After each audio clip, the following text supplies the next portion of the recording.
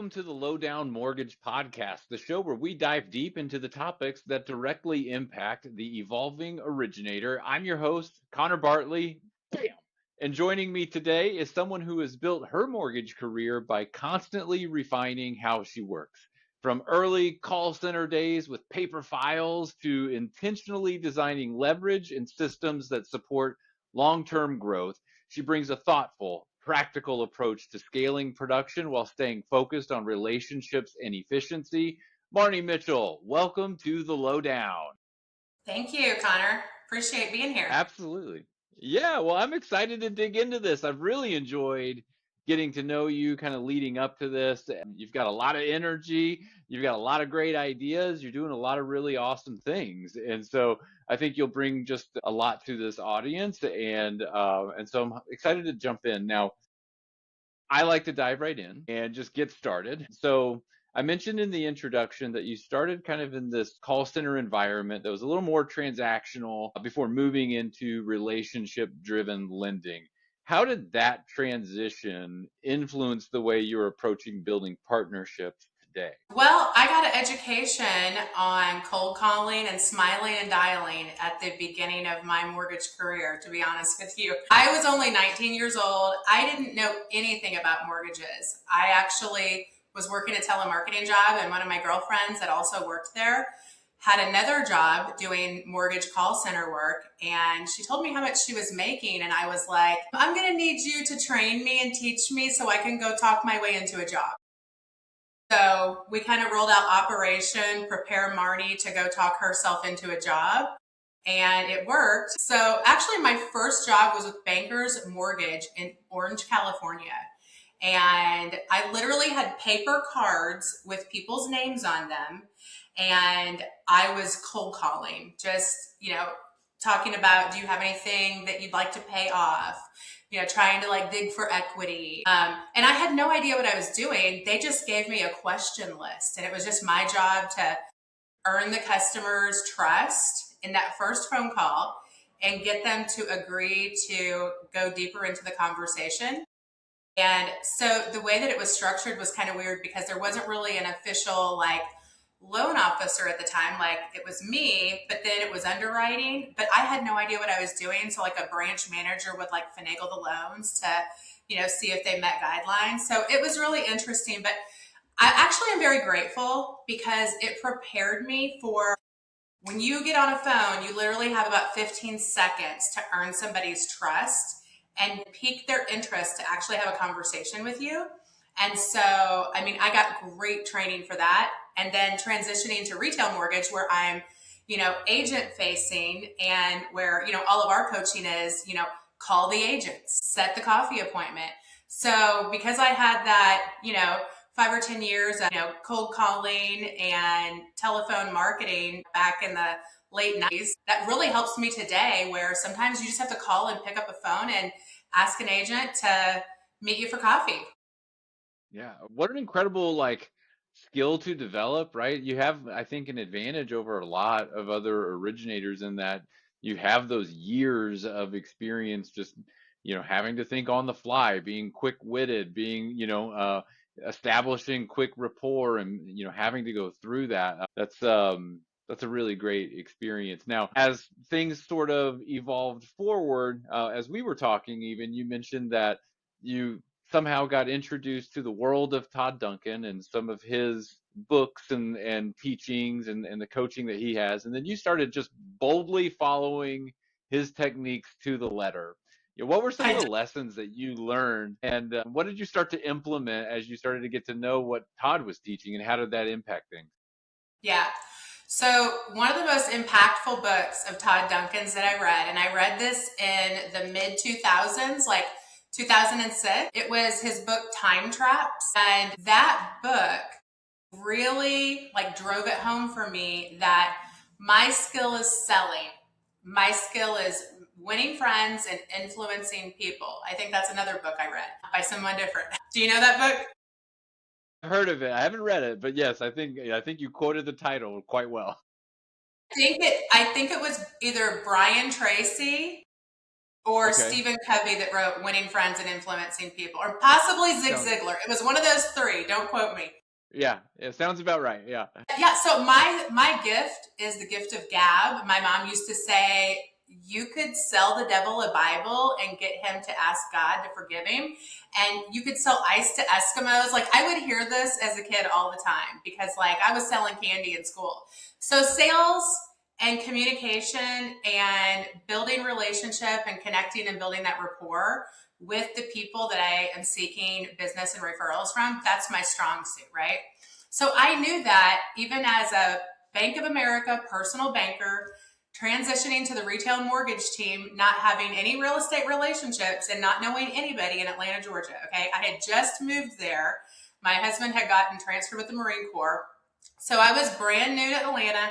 I was also brand new to retail mortgage lending. And I just realized, like, I don't know what I don't know. So I got to figure this out, right? So I would stay at the office late and I would comb through the top producer's files to see how he organized them. It was like my stealth, like flying under the radar operation to figure out how the top guys are doing it. And so that was step one. And then I learned about Todd Duncan. I read Time Traps and I realized, okay, I'm good in sales. I'm not good at collecting documents from borrowers. I'm not good at stacking the file together. I'm not good at paying attention to some of those details, just that are like paperwork details. And what I learned from Todd is that, that is like, $15 an hour work in today's day and age. That's $20 an hour work in today's day and age. And one of the things that he teaches a lot is to figure out what is your hourly wage based on your commission sales goals. Like, if your goal is $200,000 a year, how much are you making per hour? And so should someone who's making $250 per hour be standing in front of a scanner and scanning pages for an hour that the borrower just dropped off? Or should someone else be doing that? And so I really took it to heart. So I went to my manager at Bank of America and I said, hey, I need an assistant. He's like, you have 3 loans in the pipeline. You don't need an assistant. And I was like, no, actually I do. Todd said I do. Because if I'm going to get to the $200 an hour, I can't be doing $10 an hour, $15 an hour work, because this was back in 2006. So he let me hire a 20-hour a week, $10 an hour assistant. And this is what she did. She did paperwork. She did things that were related to stacking the file together, dotting the I's, crossing the T's, the things that you don't really need a lot of skill to be able to do. So, and it worked. It was effective. Yeah, I love that. I love the mentality of maybe I'm not there yet, but I need it to get there. And then being willing to have that conversation, first of all, to talk them into that. And then, like, just taking the bet on yourself that it would work out. And it has, right? Like, as time has gone on, you've seen, growth in your business. Now, when you first got started in kind of the realtor facing role, nobody's perfect when they first jump in. This industry is not great at kind of showing it. I mean, it's so nuanced. It's hard to show someone everything. What were some of the mistakes that you made, and what were some of the lessons learned as you started to kind of mature as an originator? Oh, man, I learned some hard lessons. So I think when you're a new originator, you don't see the guideline pitfalls coming. But the guideline pitfalls do come. And, it would just be little nuances of me not quite understanding certain calculations, like with the, upfront FHA mortgage insurance premium. I messed up a few of my deals when I first got started because, a lot of loans were going FHA. And this is back when they ended seller funded down payment assistance. And then you could no longer do that with FHA. And so, I was, pivoting into different programs. And I would say I just had to learn that I needed to thoroughly study the guidelines and make sure that everything matched up. So because I had a couple painful experiences as a brand new loan officer, that scared the daylights out of me. And I said to myself, I will never let this happen again. And so that also prepared me to be an extremely judicious loan officer when it comes to double checking my income, double checking my guidelines, double checking my DTI and my reserves, the reserves that pop up that you forget you have to get, that kind of stuff. So, and actually, I see myself now, like, actually as a really good loan technician. If somebody brings me a really hard file, I kind of have fun moving those puzzle pieces around because I wasn't scared to do some of those difficult or harder loans. So it trained me to become actually very good at them.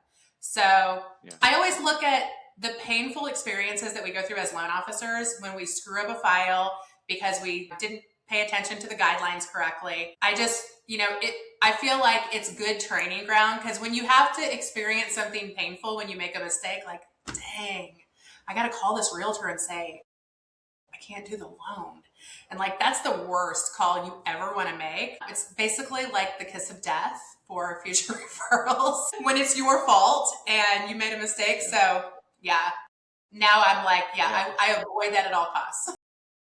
Right. Well, and I think, it's okay to make mistakes. Mistakes get made, but you never want to make the same mistake twice, right? And so as long as you're learning from it, then you're growing and then you'll persevere in the future and that's in the past. I remember what happened. I'm never going to let that happen again. So I want to take one step back and go back to just hiring support because a lot of loan officers get nervous about that. They're reluctant to do it because they've built this business on their own to begin with, and they're afraid to let go of different things.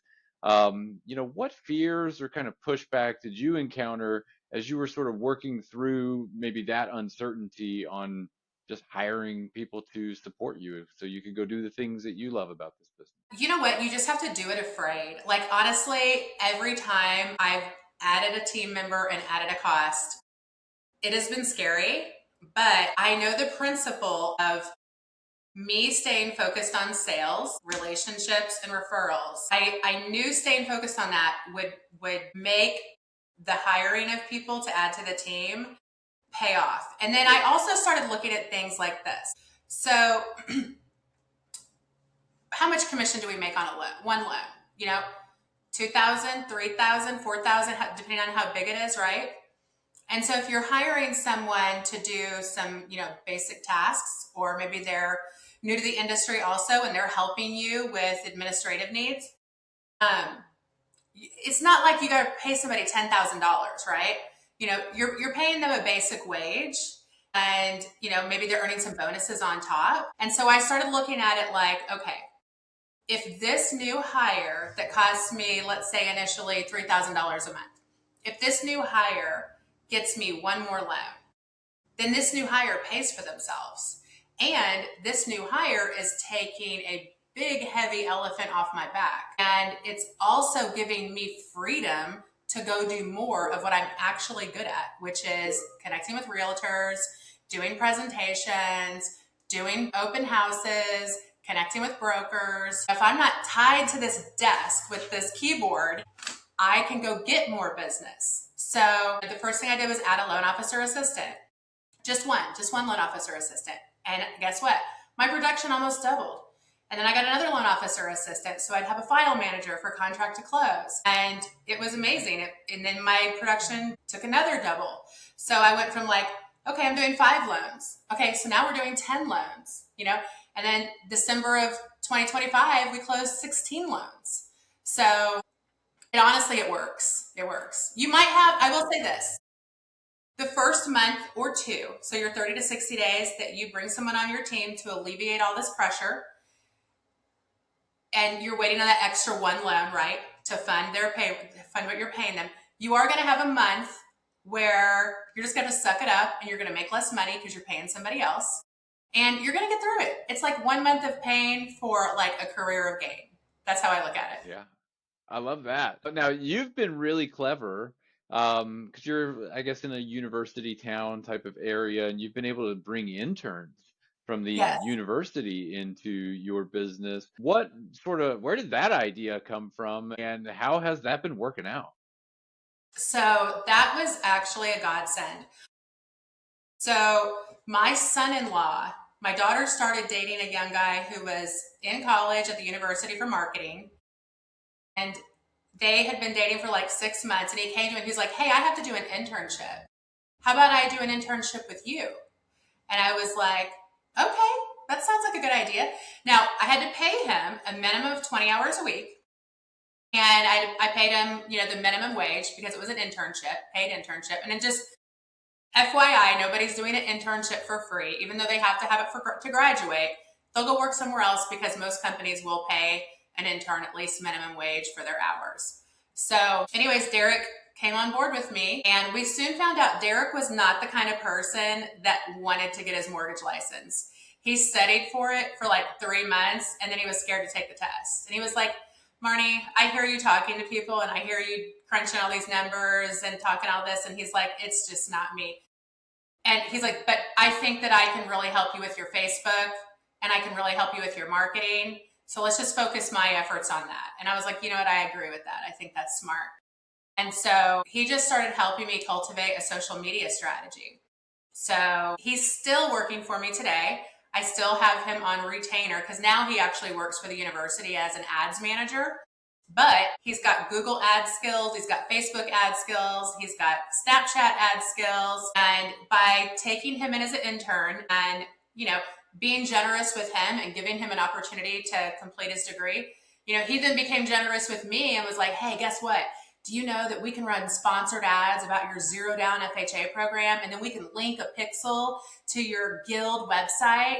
And then we can track how many people click the ad, how many people, want to schedule a meeting with you, and how many people actually fill out an application. And honestly, since he started doing the pixel, and if we run an ad, I will get a lot of applications. So we get applications by running targeted ads. He also helped me reestablish my entire social media because unfortunately, within about a month of him working for me, my Facebook got hacked and I had some really vile, inappropriate stuff that a hacker had posted to my page, and Facebook shut me completely down.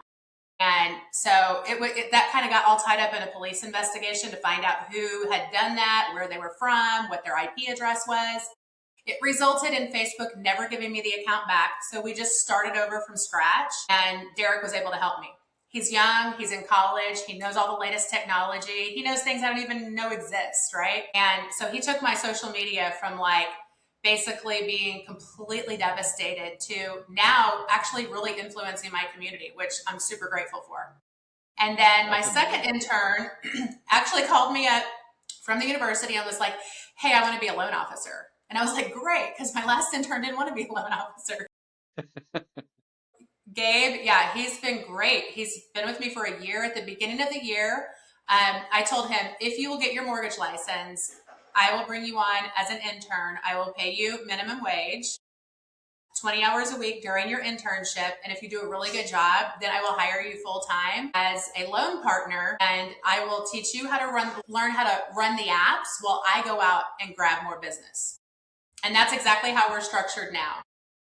Yeah, I think that's great. So I know people are going to listen to this and go, okay, I'm in, sign me up for some interns. What's that relationship like with the university? I mean, do you just reach out to a It's so particular easy. college? Okay. Yeah, it's so Yeah. easy. So if you, whatever town you're in, if you have a university in your town or you have a business school in your town, every single business student, marketing student, they all have to do an internship to graduate. And so the university doesn't actually help them find where they're going to do their internship. The university says, well, go find somebody that will let you intern, or businesses can contact local universities, contact their marketing department, contact the dean of the business school, and you can just say, hey, I'm a local business person. For me, it would be, I'm Marnie Mitchell with Guild Mortgage. I run the Mitchell Mortgage team. I'm looking for a marketing assistant. And this is actually a call that I'm getting ready to make next week because I need someone to take over the social media and event planning side of things for me. I'll be asking them to send me whatever, request form I need to fill out. And then what will happen is the university will provide you a list of candidates that you can interview for the internship. And a really ideal time for this actually is right now because most students have to start a 12-week internship like at the end of February, beginning of March, and then they complete it by the time May rolls around for their graduation. So actually, if anybody's seeing this right now and you want to do this, you want to get on the phone with the university like next week. Yeah. Well, Absolutely brilliant. I love the concept, and it's also a great way to bring youth into the industry, people who maybe have never heard of mortgage or know of it as a career path, and kind of introduce new blood into the business. And so I love that you're finding a way to do that too. Now, as you've been in this business, we've gone through different market cycles. What are some of the routines or the processes or systems that you've leaned on that have helped you stay consistent, even when the market's not so consistent? I think you always have to be selling, always. Um, when it's slow, I don't slow down on my acts of gratitude or my generosity towards real estate agents, the board of realtors, other people that I have influence over that can send me business. Don't slow down on your coffee appointments. Don't slow down on your lunch and learns. Don't slow down on bringing bagels and coffee to realtors. Even though money's tight, if you cut the generosity, then you're going to cut the generosity that they can bring to you with referrals. And so I would say if you're in a tough financial spot or a tough market spot, you always have to spend money to make money. And I think, I had a season in my life as a loan officer where things were tough. Okay. And when I was in that tough season, I kind of got an attitude. And I look back on it now and I'm like, girl, you were shooting yourself in the foot. Because I remember thinking, I'm not going to take this realtor to lunch. Like, they don't deserve me taking them to lunch. Like, I'm going to take them to coffee, like $5 max, Like, because I'm sitting over here counting all my little pennies and it's annoying Yeah. me that I have to go spend money on other people to get them to do business with me, right? And I kind of went through this season where, like, I kind of had a selfish attitude. And you know what? I had a selfish attitude pipeline too, and it sucked. Mm-hmm. And so now, like, when it comes to real estate agents, like, I just don't spare any expense. Like, I'm going to take them to a nice lunch. I'm going to take them somewhere impressive. I'm going to make sure they're a qualified agent that can actually send me business. You don't take the stay at home mom that's moonlighting on real estate and has done one deal in 3 years to a nice lunch to get her business. You want to research and know who your target, people are that are, that can give you at least, 10 referrals a year, or that you can at least close, several deals. Maybe if you could get $1 million from that one realtor in business, then it's worth spending $15, $20 to take them to a nice lunch. And so I just think that leading with generosity in this business, celebrating your agents' wins, if they post a big win, reshare it and shout them out and talk to your audience about how great they are. And another thing, I used to be scared to shout agents out and like align myself with like, oh, I don't want to like specifically like align myself with this agent because then this agent over here is going to get jealous and think, well, why aren't you shouting me out? So you know what? I solved that problem. I shout everybody out. If you're giving me business and we're doing deals together, every single closing we have, I am going to market you. I am going to say how you put together the deal of the century. I'm going to be talking about how you got that person the Cadillac home warranty, $1,400, or I'm going to be talking about how you negotiated a deal where the person walked in with $15,000 in value. And I'm going to put that on Facebook along with our closing picture, along with your branding. And so using that strategy has really helped me because all the agents see it. I'm friends with them all on Facebook in my market. And so, anything that I'm doing, eventually it's going to like make its way around. And so I just decided, you know what? No one realtor is my favorite. All the realtors are my favorite. And when we do a deal together, I am going to shout it from the rooftop that they're my favorite and how amazing they are. And you know what? Everybody loves to be praised. Everybody loves to be treated special and to be given special treatment and to be treated with generosity. And so I've just come to the absolute conclusion after being a selfish loan officer, worried about my own little pennies, to becoming a fine, I'll bite my cheek and do this. And then finally to be like, oh wow, you know what? The universe was right. The law of reciprocity is true. What you give out into the universe comes back to you like tenfold. It's like gravity. You jump off a building, you're splat, right? If you're Right. generous, generosity is going to come back to you, and there's nothing you can do about it. Like, it's a law of the universe.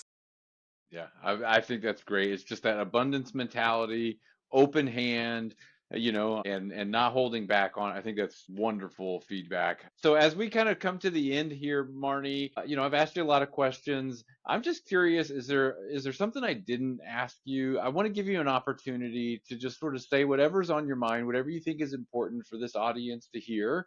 So I'm just going to give you the floor and, freestyle. It's whatever you want to say. I really think that from being like a loan officer that's doing good, doing okay, never a superstar, but just kind of like doing okay.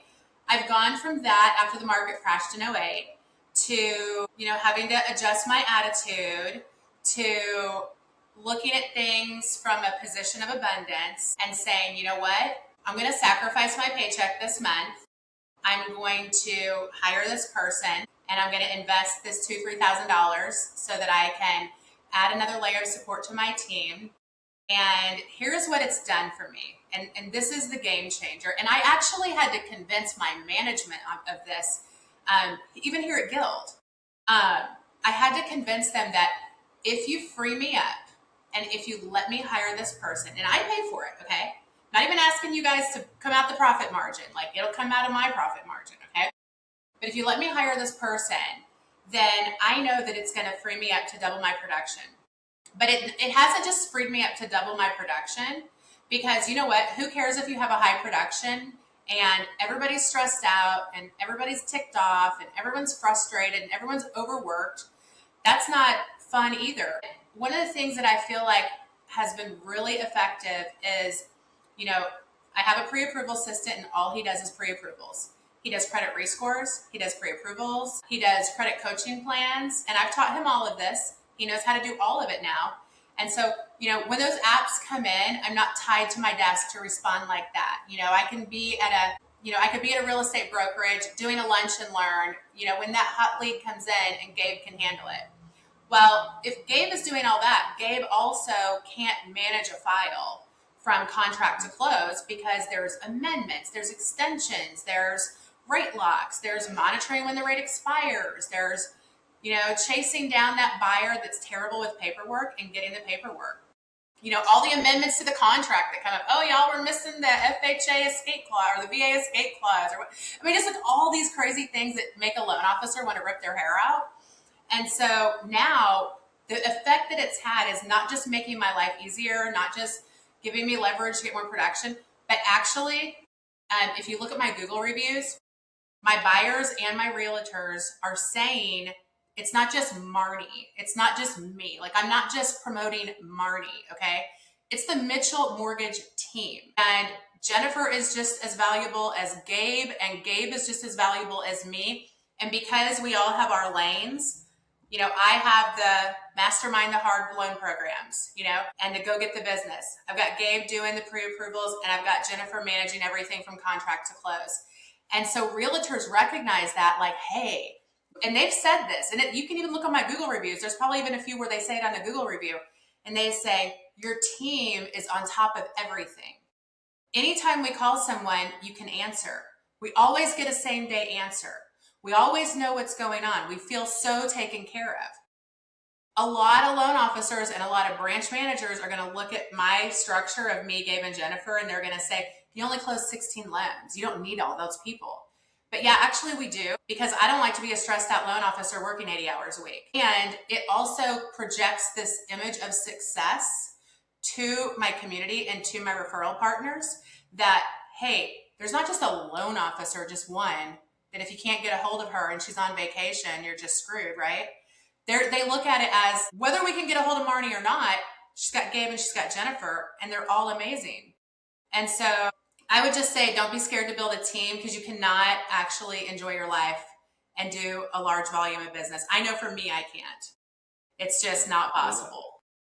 All great advice, and you're backing it up with results. And so I hope anyone who's listening is listening closely. And Marnie, I just want to thank you for joining the Lowdown, being on the show, and just sharing what your experiences have been and the wisdom that you've picked up along the way.